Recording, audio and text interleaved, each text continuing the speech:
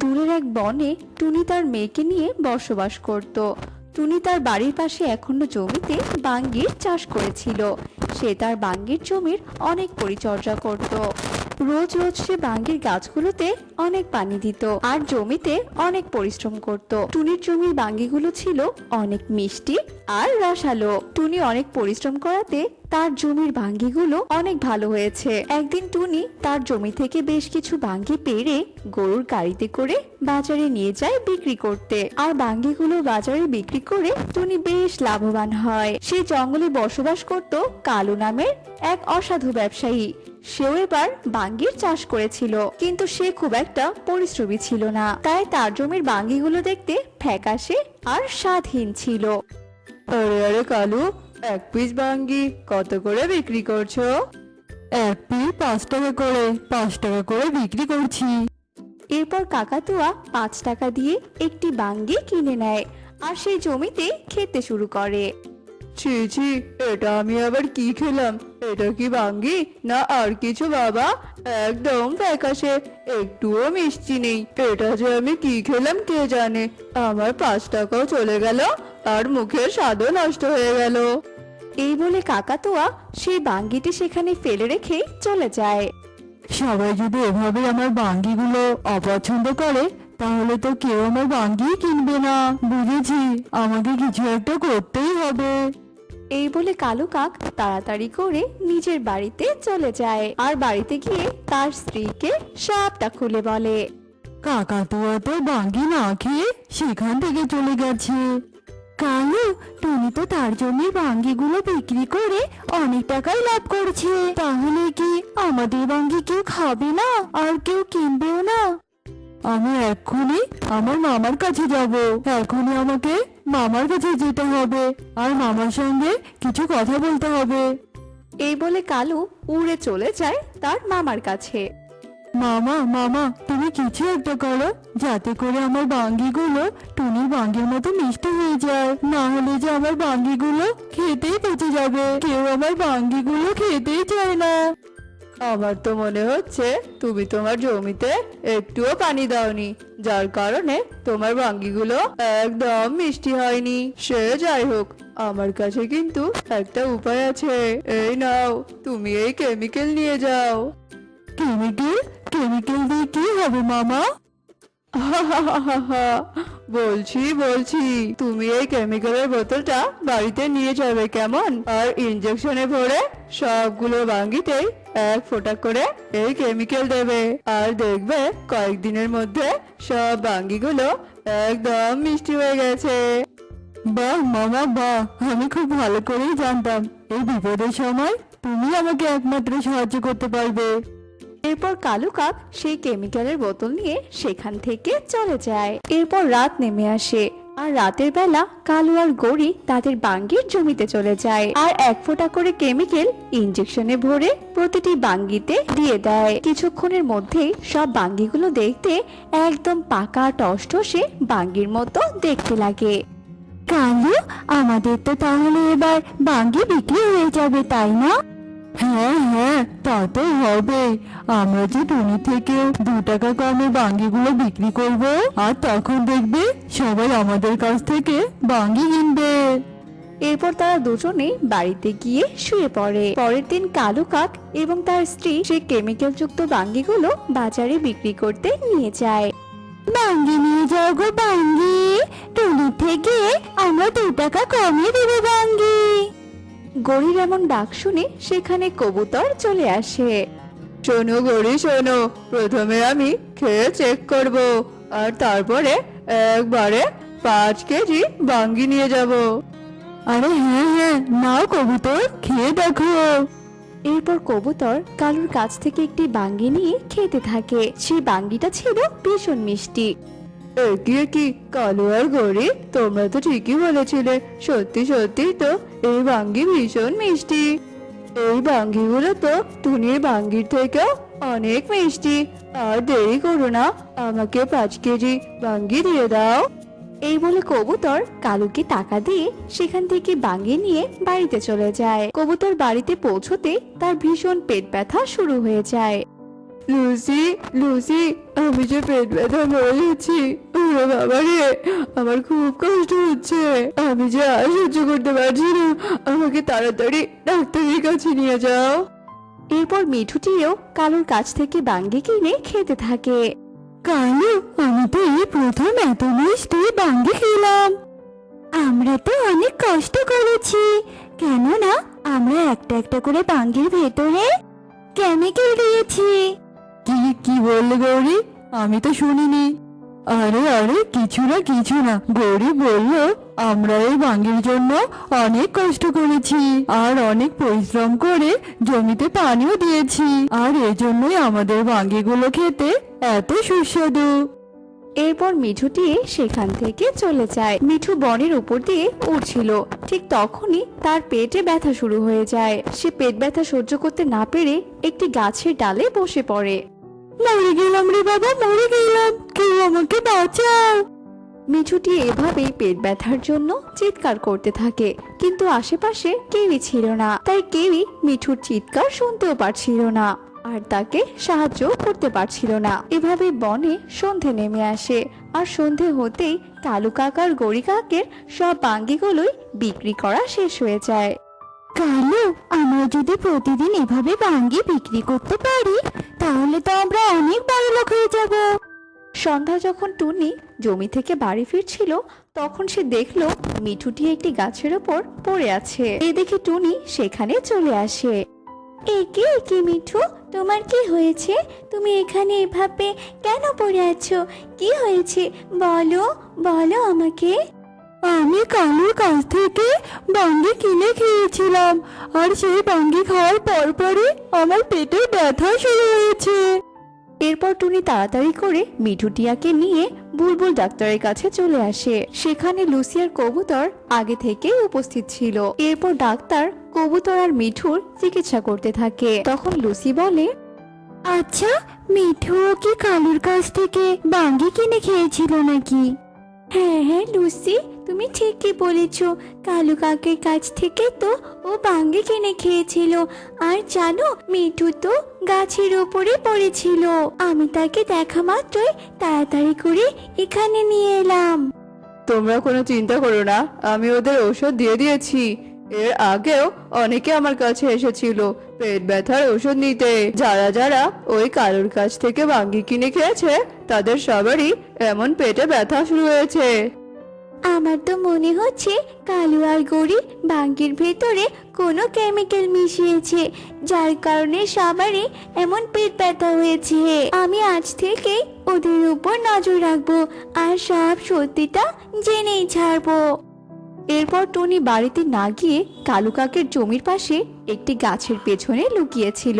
রাত গভীর হয়ে যায়, আর গভীর রাতে কালু এবং গড়ি তাদের জমিতে সেই কেমিক্যালের বোতল নিয়ে চলে আসে।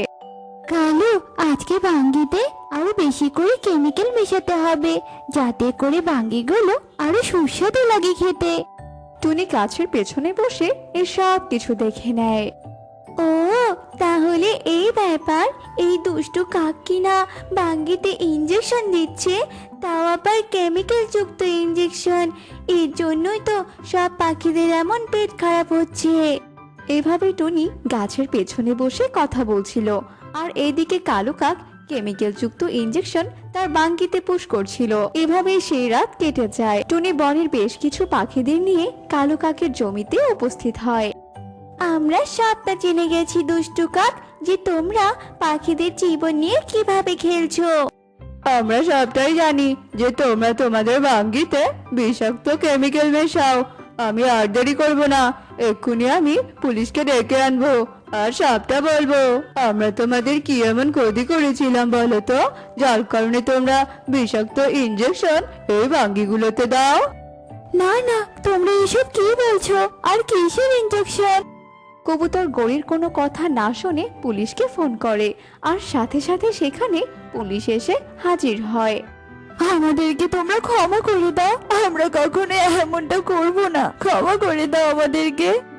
এভাবেই কালু আর গড়ি কাঁদতে থাকে, কিন্তু পুলিশ তবুও তাদেরকে ধরে নিয়ে যায়। এভাবেই কালু আর গড়ি তাদের পাপের শাস্তি পায়। বন্ধুরা, এই গল্পটি থেকে আমরা শিখতে পারলাম যে খারাপ কাজের ফল সব সময় খারাপই হয়।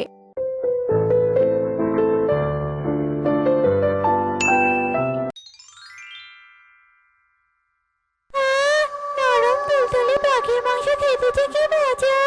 কেউ না খেলে এর স্বাদ একদম বুঝবে না। এখন যে যে আমার এই বাগানে আসবে, আমি তাদেরই ঘাড় মটকিয়ে খাবো। পেতনি তার শিকার ধরে খেতে থাকে, আর এরপর সকাল হয়। ধীরে ধীরে সবার মাঝে বাঁশবাগানের পেতনির কথা ছড়িয়ে পড়ে। এই এই, তুই শুনেছিস কাল রাতে আমাদের মনের উত্তরের একটা পাখিকে ওই বাঁশবাগানের পেতনি ঘাড় মটকে খেয়েছে রে। এখন থেকে আমাদের সবাইকে সাবধানে থাকতে হবে। রাতের বেলা একদম বাঁশবাগানের পাশ দিয়ে যাওয়া যাবে না। হ্যাঁ রে সুখী, তুই একদম ঠিক কথা বলেছিস। তাহলে সেই কথাই থাকলো, এখন তোমরা নিজেদের কাজে চলে যাও। সব পাখিরাই ভীত হয়ে নিজেদের কাজে চলে যায়। এদিকে মিনু জানিস সুখী, আজকে শহর থেকে আমার মেয়ে জামাই বাড়িতে আসছে। কে জানে তারা এসে আবার কোনো বিপদেই পড়ে নাকি। কিচ্ছু হবে না মাসি, তুমি সৃষ্টিকর্তার উপর ভরসা রাখো, সবটা ঠিক হয়ে যাবে। আচ্ছা রে সুখী, তাহলে তুই থাক, আমি বরং বাড়িতে গিয়ে রান্না বান্না শুরু করে দিই। ছেলে মেয়ে দুটো এসে আবার খাবে। আচ্ছা যাও মাসি। মিনু নিজের বাড়িতে ফিরে সুস্বাদু খাবার রান্না করতে থাকে। দেখতে দেখতে সন্ধ্যা হয়ে আসে। ওইদিকে টোনা টুনি রাস্তা দিয়ে হেঁটে আসছিল। টোনা, সন্ধে তো হয়ে এলো। আমি শুনেছি ওই বাঁশবাগানে নাকি পেতনি থাকে। এখন যদি আবার ওই পেতনি আমাদের কোনো ক্ষতি করে দেয়? টুনি, তুমি বোকা নাকি? ওসব পেতনি বলতে কিছু হয় নাকি বলো তো? যা হয় সব পাখিদের মনের ভুল। না গো টোনা, সত্যি বাঁশবাগানে পেতনি আছে। এ মা, দেখো দেখো, আমরা কথা বলতে বলতে তো বাঁশবাগানেই চলে এলাম। চারদিকে কেমন ছমছমে ভাব, মনে হচ্ছে পেতনি এসে এক্ষুনি আমাদের ঘাড়টা মটকে দেবে। হা হা হা হা। টুনি, ওই দেখো তোমার পাশে পেতনি। ওরে বাবা গো, কোথায় কোথায় টোনা, পেতনি কোথায়? হ্যাঁ টুনি, তোমাকে আমি বোকা বানালাম। আচ্ছা, তুমি যখন এতই পেতনির কথা বলছো, তবে আমি পেতনিকে দেখার জন্য ডাকতে থাকি। দাঁড়াও, পেতনিকে দেখতে যে আমারও খুব ইচ্ছে হচ্ছে। বাঁশবাগানের পেতনি, কোথায় তুমি? একটু সামনে এসো, তোমার মুখ দর্শন করার যে আমার খুব ইচ্ছে। কি হলো পেতনি, সামনে এসো। এসব তুমি কি করছো কি টোনা? সত্যি সত্যি তুমি পেতনিকে ডাকছো? এবার যদি সত্যি সত্যি পেতনি এখানে চলে আসে, তখন তুমি কি করবে বলো তো? টুনির কথা শুনে টোনা ফ্যাল ফ্যাল করে হাসতে থাকে। এদিকে টোনার ডাক শুনে বাঁশবাগানের পেতনি একা একাই বলতে থাকে, আমাকে অসহায় কে ডাকছে? আমার বাড়িতে এবার দিয়ে কেউ যায় না রাতের বেলা। তাহলে আজকে এটা কোন সাহসী পুরুষ? একবার তার মুখটা দেখা দরকার। পেতনি অদৃশ্য হয়ে টোনা টুনির সামনে যায়, কিন্তু তারা দুজনের একজনও পেতনিকে দেখতে পায় না। দেখেছে টুনি, এখানে পেতনি নেই। শাশুড়ি মা ওইদিকে আমাদের জন্য সুস্বাদু রান্না করে হয়তো অপেক্ষা করছে। ওরে বাবা, সুস্বাদু রান্না আবার পাখিদের হাতে! কতদিন থেকে তো সুস্বাদু খাবার খাই না। আমি এসেছিলাম এই ছেলেটাকে দেখতে। এবার বরং এর ভেতরে ঢুকে যাই, তাহলে আমি সুস্বাদু খাবার আর নরম নরম পাখির মাংস খেতে পারবো। পেতনি তার ভাবনা মতোই টোনার শরীরে ঢুকে পড়ে, আর টোনার ভেতরে থাকা পেতনি টোনাকে পরিচালনা করতে থাকে। এই, তুমি এত ধীরে ধীরে হাঁটছো কেন? একটু তাড়াতাড়ি হাঁটা যায় না? সুস্বাদু খাবারের জন্য আমার জিভে যে একদম লক লক করছে। তুমি কি সেটা বুঝতে পারছো না নাকি শুনি? টোনা, হঠাৎ করে তোমার আবার কি হলোটা কি বলো তো? টোনা টুনির কোনো কথা না শুনে টুনির হাত ধরে দ্রুত হাঁটতে থাকে, আর কিছুক্ষণের মধ্যে তারা বাড়িতেও চলে যায়। কিরে মা টুনি, তুই ঠিকভাবে আসতে পেরেছিস তো? আর বাবা টোনা, কেমন আছো তুমি? হ্যাঁ হ্যাঁ, আমি ভালো আছি। এখন আমাকে তাড়াতাড়ি খেতে দিন তো। হ্যাঁ হ্যাঁ বাবা, অবশ্যই খেতে দেবো। তুমি হাত মুখ ধুয়ে এসো, আমি এক্ষুনি টেবিলে খাবার দিচ্ছি। কোনো হাত মুখ ধোয়ার প্রয়োজন নেই মা, আমাকে খাবার দিন বলছি। টোনার এমন আচরণে টুনি আর মিনু ভীষণ অবাক হয়ে যায়, কিন্তু সময়ের জন্য মিনু সেসব ঝেড়ে টোনাকে খেতে দেয়, আর টোনা একটা হাঁড়ির খাবার খেয়ে সব সাবার করে দেয়। কতদিন পর যে এমন সুস্বাদু খাবার খেলাম, তা বলি কি মা, আর খাবার নেই? মানে বাবা, রান্না করা খাবারগুলো সব শেষ। তুমি বসো, আমি তোমার জন্য খাবার রান্না করে নিয়ে আসছি। আচ্ছা ঠিক আছে মা, আমি বিশ্রাম নিতে চলে গেলাম, আর খাবার হয়ে গেলে আমাকে ডাকবেন। টোনা টেবিল থেকে উঠে ঘরে চলে যায়।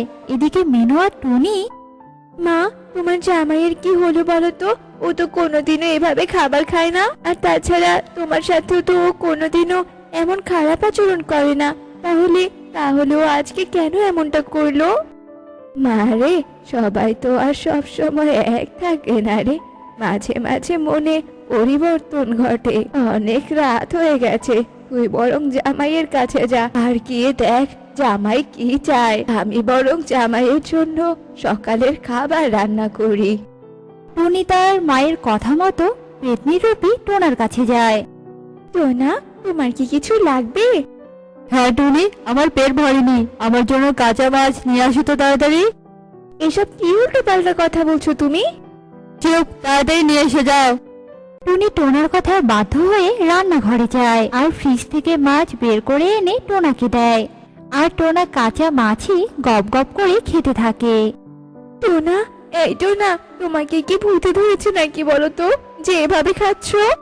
টোনা কোনো কথারই জবাব দেয় না। এভাবে পুরো রাত কেটে ভোর হয়। এদিকে টোনা সারাদিনের মধ্যে একবারও ঘর থেকে বের হয়নি। দেখতে দেখতে রাত হয়ে আসে।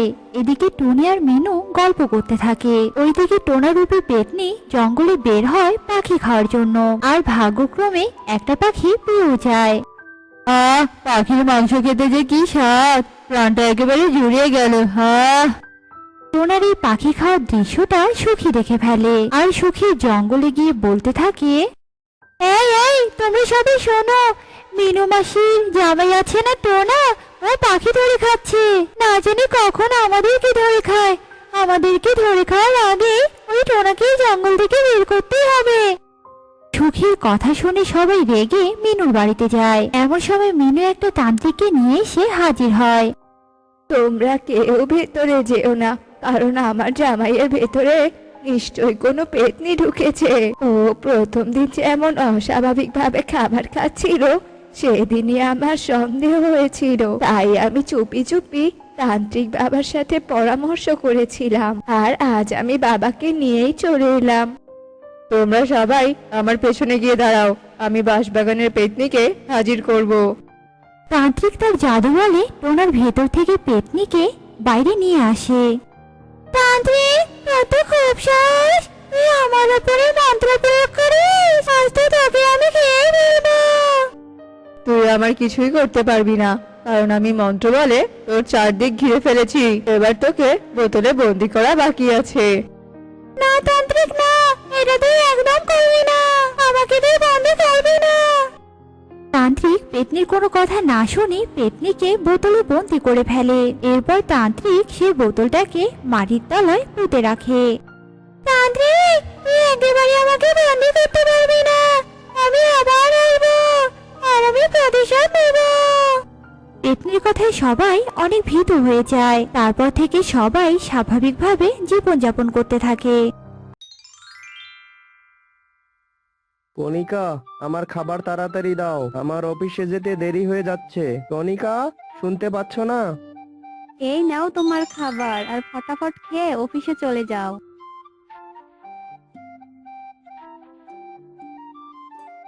কণিকা, আমার অফিসের ব্যাগটা দাও, খুঁজে পাচ্ছি না, কোথায় রেখেছো? এখন কি তোমার সব কাজ আমাকে করে দিতে হবে নাকি? 2 টাকার চাকরি করে তার আবার ভাব দেখলেই মাথা নষ্ট। তোমার নিজের ব্যাগ তুমি নিজেই খুঁজে নাও। কণিকা, আমি কিন্তু এখন ঝগড়ার মুডে নেই, তাই গায়ে পড়ে ঝগড়া করবে না কিন্তু। ভালোই ভালোই বলছি, ব্যাগটা খুঁজে দাও। আমি আমার বাবার বাড়ি চলে যাব, থাকবো না আর এইখানে।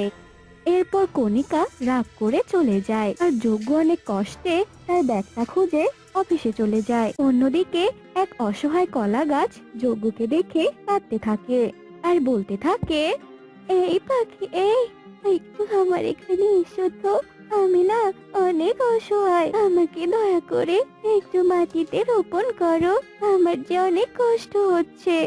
চুপ কর বেয়াদব কলা গাছ, আমি ভেবেছিলাম হয়তো তুই আমাকে কোনো উপহার দিবি, সেজন্যই আসলাম তোর কাছে। আর তুই চাইছিস সাহায্য?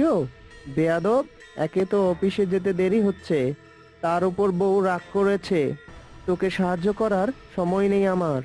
তোমার পায়ে পড়ি, দয়া করে আমাকে রোপণ করো। আমার যে নিঃশ্বাস নিতে সমস্যা হচ্ছে, দয়া করো। আমাকে সাহায্য না করলে যে আমি মরে যাব। তুই মরলে আমার কি, যত সব, দূরে গিয়ে মর যা। এরপর যজ্ঞ কলা গাছটিকে নিয়ে দূরে ছুঁড়ে মারে আর সেখান থেকে চলে যায়। আহ, গেল রে, আমার কোমরটা ভেঙে গেল। কেউ তো সাহায্য করো আমায়, আমি যে বাঁচতে চাই। হে সৃষ্টিকর্তা, এই অসহায় অধম কলা গাছকে সাহায্য করার জন্য কাউকে পাঠাও। সৃষ্টিকর্তা, কাউকে পাঠাও।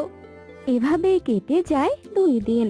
এদিকে বিউটি পায়রা কিছু খাবার নিয়ে বাড়ির দিকে উড়তে থাকে আর বলতে থাকে, এই খাবারগুলো সংগ্রহ করতে অনেক কষ্ট হয়েছে। পারুলকে একটা দানাও নষ্ট করতে দেব না। যাই, তাড়াতাড়ি বাড়িতে যাই, পারুল সোনা না খেয়ে বসে আছে। বিউটি জোরে উড়তে থাকে। ঠিক তখনই কলা গাছটা বিউটিকে বলে, এই পায়রা বোন, এদিকে এসো, তোমাকে যে আমার ভীষণ প্রয়োজন। বোন, আমি অনেক অসহায়, দয়া করে আমাকে একটু সাহায্য করো। খবরদার, আমার খাবারে একটু নজর দিবি না। আমি তোকে খাবার দিয়ে সাহায্য করতে পারবো না। না না, আমি তো খাবার চাই না। তুমি একটু আমাকে দয়া করে মাটিতে রোপণ করে দাও বোন। এভাবে পড়ে থাকতে আমার যে ভীষণ কষ্ট হচ্ছে। দয়া করো বোন, দয়া করো। ওইদিকে আমার ছোট মেয়ে না খেয়ে বসে আছে, আর এইখানে আমি তোকে রোপণ করে সময় নষ্ট করব? না না, কখনোই না। আমি শুনেছি পায়রা শান্তির প্রতীক। দয়া করো বোন, আমার শান্তি চাই, আমাকে রোপণ করো। আমি যথেষ্ট স্বাস্থ্যবান, আমাকে পাম দিয়ে আর ফোলাতে হবে না। তুই থাক তোর জায়গায়। কেউ সাহায্য করে না আমাকে। আমার মনে হচ্ছে আমার আর বেঁচে থাকা হবে না। সবাই অনেক স্বার্থপর, সবাই। এভাবে আরো 2 দিন কেটে যায়। কলা গাছ অনেক দুর্বল হয়ে পড়ে। একদিন টুনি ওই কলা গাছের পাশ দিয়ে উড়ে যাচ্ছিল। এমন সময় কলা গাছের কান্না শুনে টুনি দাঁড়িয়ে পড়ে। তুমি এভাবে কাঁদছো কেন কলা গাছ? তোমার কি হয়েছে, বলো আমাকে।